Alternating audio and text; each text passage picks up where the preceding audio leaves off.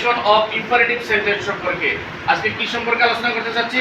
Narration of imperative sentence. দেখো imperative সেন্টেন্সের narration কিভাবে করতে হয়। ইম্পারেটিভ সেন্টেন্স এ যদি আদেশ বোঝায় তাহলে অর্ডারেড বসে। আদেশ বোঝালে কি বসবে? অর্ডারেড। এর একটি উদাহরণ আমরা নিয়ে আলোচনা করতে চাই। হি said to his servant wash the dish. তাহলে আমাদের জানা আছে ইম্পারেটিভ সেন্টেন্সের তোমার এখানে ডাইরেক্ট ন্যারেশনের রিপোর্টিং ভার্বের সাবজেক্ট কি আছে? হি। তাহলে আমরা হি কে হুবহু বসিয়ে দিব। আর যদি সেটাকে আদেশ বোঝানো হয় তাহলে সেটুর পরিবর্তে কি বসবে বলেন? অর্ডারেড। আমরা অর্ডারেড বসিয়ে দিলাম। এরপরে বাকি অংশ অর্থাৎ অবজেক্ট বসে গেল। রিপোর্টিং ভার্বের object his servant. His servant. আমাদের জানা আছে ইম্পারেটিভ সেন্টেন্স এর ইনভার্টেড কমা উঠানোর জন্য টু বসে। কি বসে? টু। এবং ভার্বের কোনো পরিবর্তন হবে না। তাহলে আমরা ওয়াশ আছে ওয়াশ বসিয়ে দিলাম।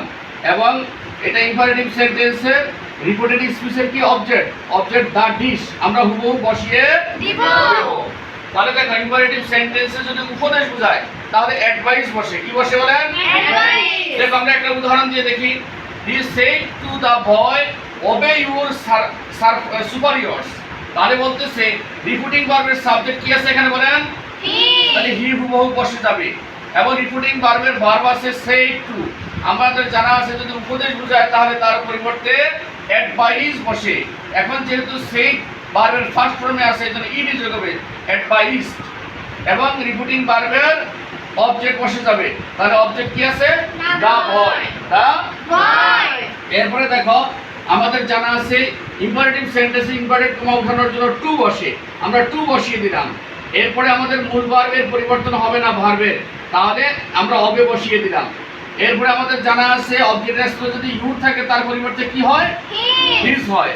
এবং বাকি অবজেক্ট রিপোর্টেড স্পিচের অবজেক্টটি আমরা বসিয়ে দিলাম সুপারিয়র্স। এরপরে ইম্পারেটিভ সেন্টেন্সে যদি অনুরোধ বোঝায় তাহলে রিকোয়েস্ট বসে। অনুরোধ বোঝালে কি বসবে? Request. She said to the boy, please call in a doctor.